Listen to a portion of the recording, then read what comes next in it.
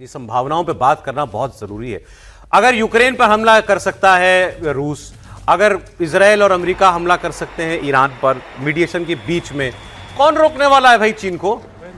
चीन को क्यों नहीं? अब जब फ्री फॉर ऑल है तो फिर चीन को भी लगेगा और उसका तो और कोर एजेंडा है वो। अमिताभ जी ने जो कहा उसमें हम एक डायमेंशन, एक चीज और लेजिटिमेट बनता है पाक ऑक्युपाइड कश्मीर में इंटरवीन करने का, इससे बढ़िया और क्या? बिल्कुल। पहले सर चाइना वाली बात उसमें हम एक चीज उसमें ऐड करना चाहते हैं खाली कि ये जो इस तरह से जिस वर्ल्ड ऑर्डर के खत्म हो जाने की बात हो रही है, ये उससे बड़ा सबूत क्या मिलेगा कि एक राष्ट्रपति एक दिन सोचता है कि हम एक संप्रभु देश के राष्ट्रपति को उठवा लेंगे रात में उसके घर से।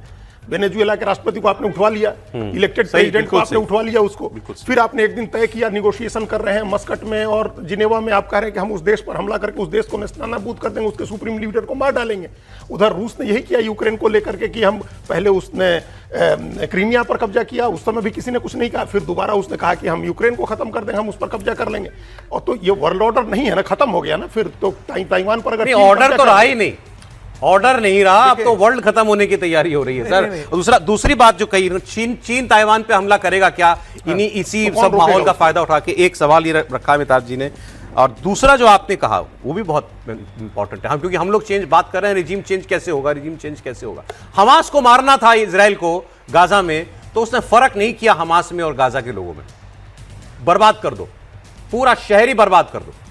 मतलब कितना 20-22 किलोमीटर लंबा और चौड़ा शहर है, खत्म कर दिया, सारा ही खत्म कर दिया। फर्क ही नहीं कि ये गाजा का आम आदमी है कि हमास का, खत्म करो। इन्हीं के बीच में तो रहते हैं हमास वाले। क्या ऐसे ही वो करेगा? आपने कहा ईरान के साथ कि IRGC को मारना है तो क्या भाई सारे शहर ही बर्बाद कर दो, पूरा ईरान ही बर्बाद कर दो। तो दिक्कत केवल एक है कि ईरान बहुत बड़ा है। हाँ, बहुत बड़ा है, 9 करोड़ की आबादी है। हाँ। वो संभव नहीं होगा। जिस तरह हमास को या गजा को जमींदोज कर दिया, 80% जो बिल्डिंग्स थी उनको ढा दिया, वैसा ईरान में तो नहीं कर पाएगा, लेकिन तबाही इतनी करेगा कि आने वाले 10 वर्षों तक ईरान फिर वापस ये देखिए साहब, दर्द होने लगा, सारे पड़ोसियों को दर्द होने लगा है। UAE कह रहा है, UAE के राष्ट्रपति के सलाहकार का बयान है ईरान के लिए कि युद्ध पड़ोसियों से नहीं हो रहा है। इसको चेतावनी भी आप कह सकते हैं UAE की ईरान को। UAE के राष्ट्रपति के एडवाइजर का स्टेटमेंट है कि पड़ोसियों से युद्ध नहीं है आपका, युद्ध आपका इजराइल और अमेरिका से है। ये देखिए, और ये UAE कह रहा है जिसको सबसे ज्यादा मार रहा है ईरान। दुबई और अबू धाबी के नहीं छोड़ा रहा है, यही तो 2 सबसे बड़े शहर हैं पूरे UAE के, और पूरी दुनिया का बहुत बड़ा बिजनेस हब है ये, उसको नहीं छोड़ रहा है ईरान। तो अब UAE की तो चीख निकल रही है, भाई हमें, हमारा क्या लेना देना, हमें क्यों मार रहे हो? देखिए, UAE और बहरीन ये 2 राज्य हैं जो अब्राहम अकॉर्ड ज्वाइन किया था सूडान के साथ जी, और ये सबसे टारगेट पे रहेंगे इस समय ईरान। ये तेहरान की कुछ और तस्वीरें देखिए, कई इमारतों पर नुकसान हुआ आपको इसमें दिखाई देगा। लेकिन ये UAE वाली खबर बहुत बड़ी है।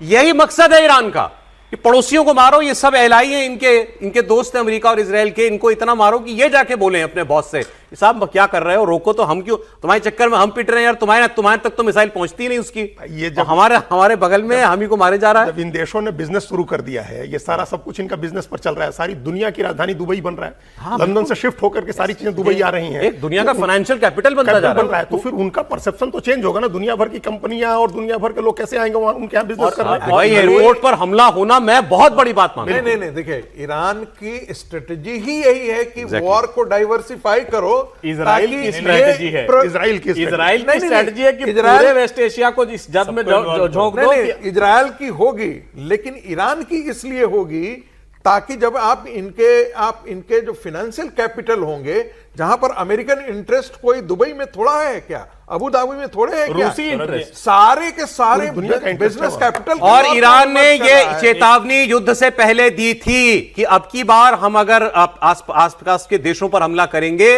तो हम नहीं देखेंगे कि हम अब कहां हमला कर रहे हैं, लेकिन ये देश ये ना माने कि हमने आप पे वार किया, आप मानिए कि हमने ओमान पे वार किया। और ओमान के तेल टैंकर को अब निशाना बनाया है ईरान ने। लेकिन हम बार बार बात कर रहे थे कि, और तेल टैंकर पर 15 क्रू मेंबर भारतीय हैं, ये बहुत गंभीर बात है। ओमान पर हमला, तेल टैंकर पर हमला, तेल वहीं से गुजर रहा होगा ये पर्शियन गल्फ से, और वहीं पर हमला किया होगा। तो कोई भी 15 क्रू मेंबर भारतीय है इसके अंदर। ये एक मिडिल ईस्ट मॉनिटर है, ये लिख रहा है कि Iran officially declares the closure of the strait of Hormuz officially close कर दिया। ऑफिशियली ये लिख रहा है, पता नहीं अभी सच्चाई इसकी, लेकिन ये कह रहा है कि आईआरजीसी के गार्ड वो रेडियो पर अनाउंसमेंट कर रहे हैं कि no passage allowed through the strait of Hormuz right now. ये अगर है तो फिर तो स्थिति जो हम लोग अभी चर्चा कर रहे थे वो तो बहुत गंभीर। एक बार अमित के पास डिटेल्स हैं इसकी। जी अमित। बिल्कुल सौरभ, ये बहुत बड़ी खबर है क्योंकि हमने बताया था कि किस तरह से ओमान के पोर्ट के ऊपर हमला किया गया था।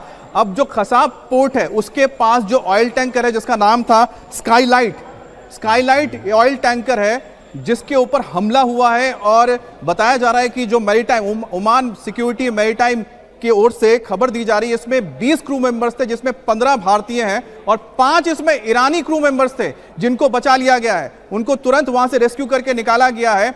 इस ऑयल टैंकर के ऊपर हमला हुआ है, स्काईलाइट इसका नाम है। इसमें 20 क्रू मेंबर्स मौजूद थे। कसाब पोर्ट बहुत ही एक महत्वपूर्ण पोर्ट है, नॉर्दर्न ओमान में मौजूद है, यानी कि हॉर्मुज की खाड़ी जिसकी तस्वीरें और दिखा रहे थे और साथ ही आप जो मैप में बता रहे थे उसके बेहद ही करीब मौजूद है खसाब पोर्ट, जहां पर यह ऑयल टैंकर था। इस ऑयल टैंकर के ऊपर हमला हुआ था जिसके बाद इसमें मौजूद 20 क्रू मेंबर्स को उतारा गया जिसमें 15 भारतीय थे और 5 इसमें ईरानी क्रू मेंबर मौजूद थे जिनको रेस्क्यू किया गया है। क्या ये जो भारतीय क्रू मेंबर्स हैं इनकी अवस्था के बारे में कोई कुछ जानकारी आई अमित? बिल्कुल, जो यहां पर ओमान मैरीटाइम सिक्योरिटी की ओर से कहा गया है कि कुछ हल्की इंजरीज हुई हैं और उन्हें उतार लिया गया है, लेकिन कोई मेजर कैजुअलिटी नहीं हुई है। 20 जो लोग थे, 15 भारतीय और 5 ईरानी जो से क्रू मेंबर्स थे, उनको उतार लिया गया है सेफ्टी की वजह से। अरे अमित, जरा अभी जो त्रिपाठी जी कह रहे हैं मैं चाहूंगा जरा इस खबर को आप एक बार चेक करिएगा। क्या स्ट्रेट ऑफ हॉर्मुज को ऑफिशियली क्लोज डिक्लेयर कर दिया है ईरान ने? आप इसके बारे में जरा खबर देखें, तब तक हम लोग कुछ और खबरें जो है बताते हैं। अब यूएई कह रहा है साहब कि आप हम पे हमला ना करें। स्ट्रेट ऑफ हॉर्मुज अगर बंद कर दिया है ईरान ने तो अब ये पूरी दुनिया पर इसका असर पड़ने वाला। और इसका दूसरा मतलब क्या होगा? इसका दूसरा मतलब ये होगा कि अब हमले और तेज करने पड़ेंगे अमेरिका और इजराइल को, क्योंकि ये कितने दिन इसको ज्यादा लंबे वक्त तक इसको बंद रखना दुनिया अफोर्ड नहीं कर सकती इस चैनल को। तो अब ये अमेरिका और इजराइल के ऊपर है कि वो कैसे इसको खुलवाते हैं। मतलब और बल प्रयोग करना पड़ेगा और ताकत जो है झोंकनी पड़ेगी। जंग की आग और ज्यादा भड़केगी। त्रिपाठी जी। नहीं, निश्चित तौर पर। और देखिए फिर ये सवाल भी खड़ा होगा जिसको पहले भी हमारी तरफ से कहा गया, क्या अमेरिका के ऊपर यह भी दबाव बनेगा कि रशियन ऑयल के फ्री फ्लो को फिर से एक बार शुरू कराए?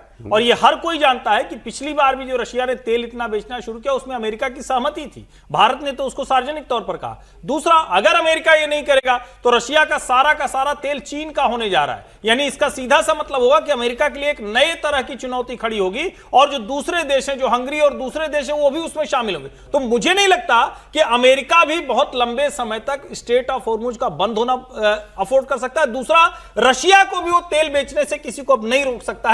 ये भी एक इसका ये आपने इंटरेस्टिंग बात बताई। ये गिलगित बाल्टिस्तान ऑक्यूपाइड एरिया जो है पाकिस्तान के द्वारा, उसमें यूएन दफ्तर में आग लगा दी गई है। उसमें तस्वीर इस वक्त आप देख रहे हैं। शिया बहुल इलाका है ये भी, गिलगित बाल्टिस्तान का, पाकिस्तान के कब्जे में है भारत का हिस्सा। वहां यूएन के दफ्तर में जो है आग लगा दी गई।